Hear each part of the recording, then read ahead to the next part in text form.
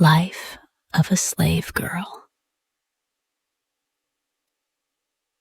Chapter 1. Childhood.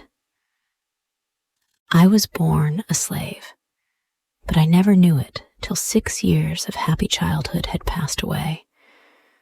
My father was a carpenter, and considered so intelligent and skillful in his trade that when buildings out of the common line were to be erected, he was sent for from long distances to be head workman. On condition of paying his mistress $200 a year and supporting himself, he was allowed to work at his trade and manage his own affairs. His strongest wish was to purchase his children, but though he several times offered his hard earnings for that purpose, he never succeeded. In complexion, my parents were a light shade of brownish yellow and were termed mulattoes. They lived together in a comfortable home, and though we were all slaves, I was so fondly shielded that I never dreamed I was a piece of merchandise, trusted to them for safekeeping, and liable to be demanded of them at any moment.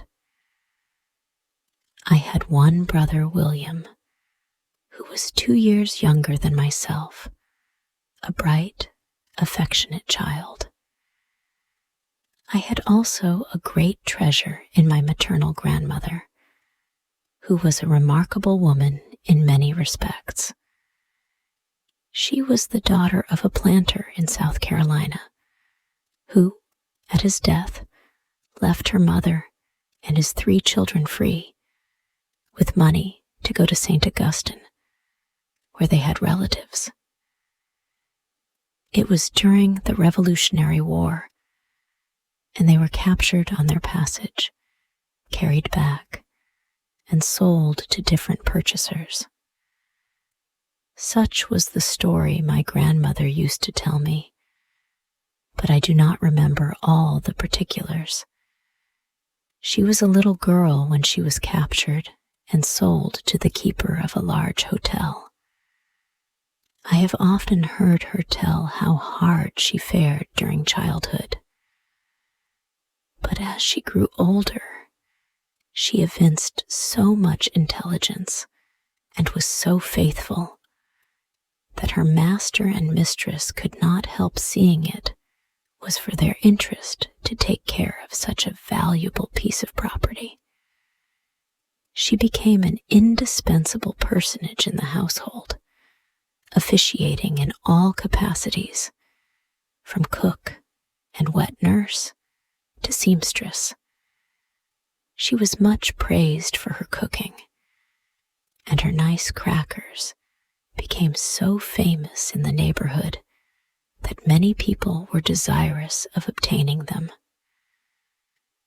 In consequence of numerous requests of this kind, she asked permission of her mistress to bake crackers at night, after all the household work was done, and she obtained leave to do it, provided she would clothe herself and her children from the profits.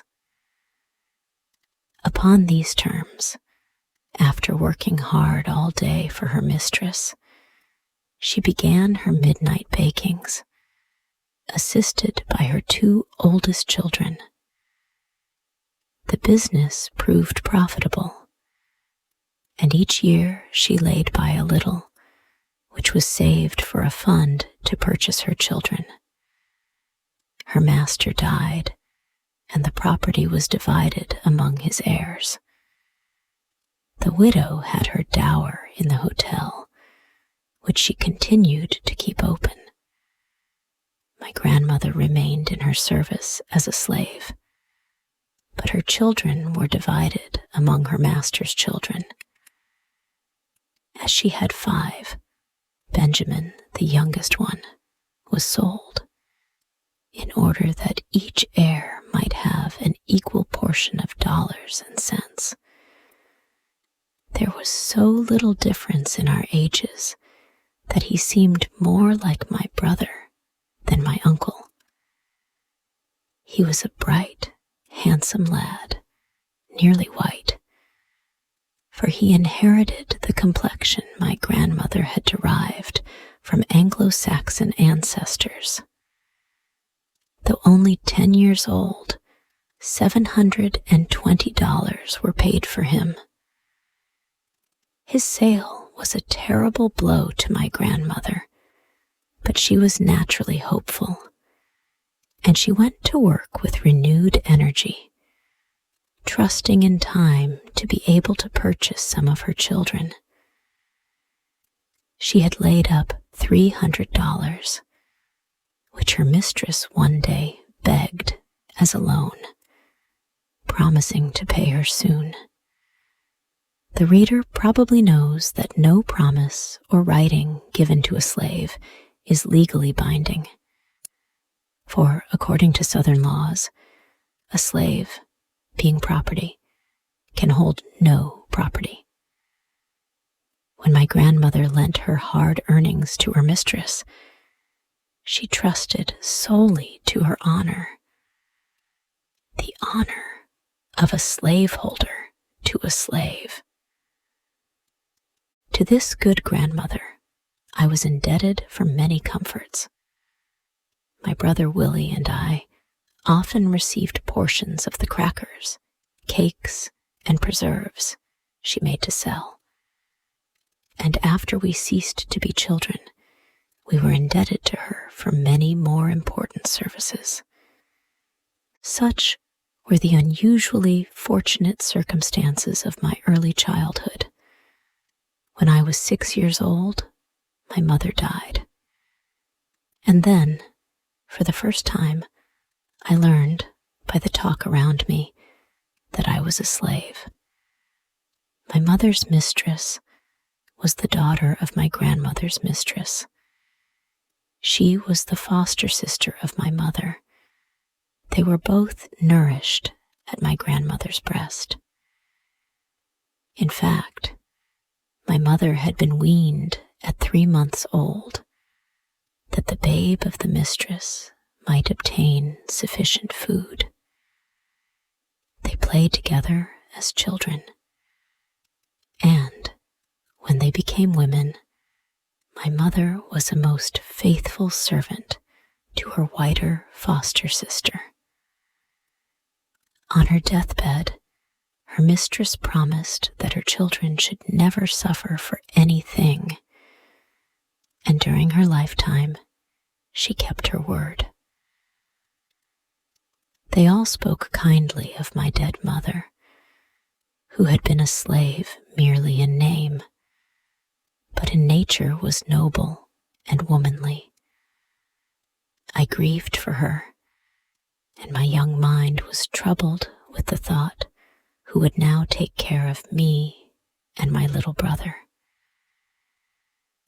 I was told that my home was now to be with her mistress, and I found it a happy one.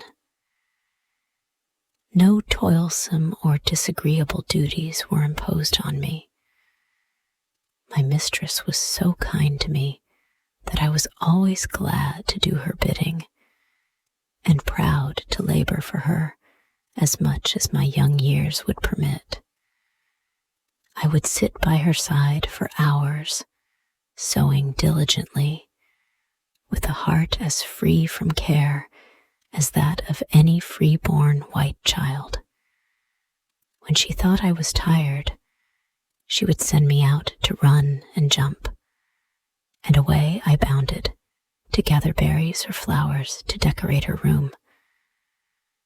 Those were happy days, too happy to last. The slave child had no thought for the morrow, but there came that blight which too surely waits on every human being born to be a chattel. When I was nearly 12 years old, my kind mistress sickened and died. As I saw the cheek grow paler and the eye more glassy, how earnestly I prayed in my heart that she might live. I loved her, for she had been almost like a mother to me. My prayers were not answered. She died, and they buried her in the little churchyard, where day after day my tears fell upon her grave. I was sent to spend a week with my grandmother. I was now old enough to begin to think of the future. And again, I asked myself what they would do with me. I felt sure I should never find another mistress so kind as the one who was gone. She had promised my dying mother that her children should never suffer for anything. And when I remembered that, and recalled her many proofs of attachment to me, I could not help having some hopes that she had left me free. My friends were almost certain it would be so. They thought she would be sure to do it on account of my mother's love and faithful service. But alas, we all know that the memory of a faithful slave does not avail much to save her children from the auction block.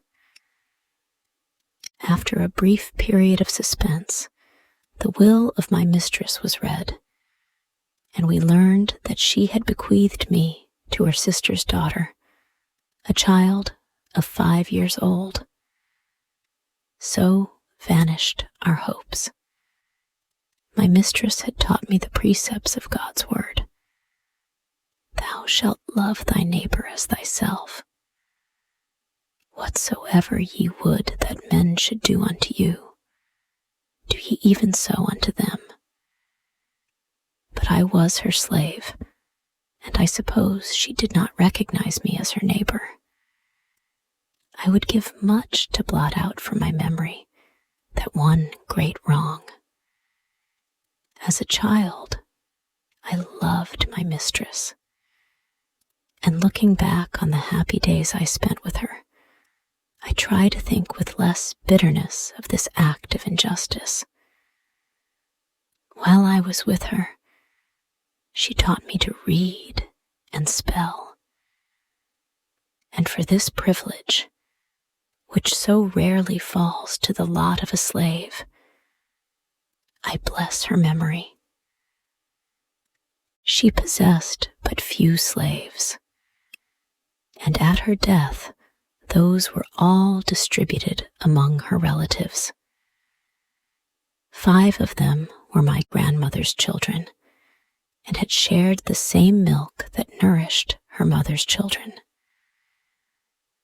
Notwithstanding my grandmother's long and faithful service to her owners, not one of her children escaped the auction block. These God-breathing machines are no more, in the sight of their masters, than the cotton they plant or the horses they tend. And now this story ends. Hey, thank you so much for listening to the whole story. If you liked this story and want to thank me for creating this story, then you can buy me a cup of tasty coffee. Just join our YouTube channel and be an official member of our family to support us for making even more interesting story videos for you every day. You know, it takes a lot of effort, research, and money to find and buy premium contents, and to writing, creating, editing, organizing, and publishing every single video, which could melt your hearts or could be one of the most interesting stories of all time. So, hit the like button to save this video. And most importantly, subscribe to our YouTube channel to learn English by watching super interesting English stories every day.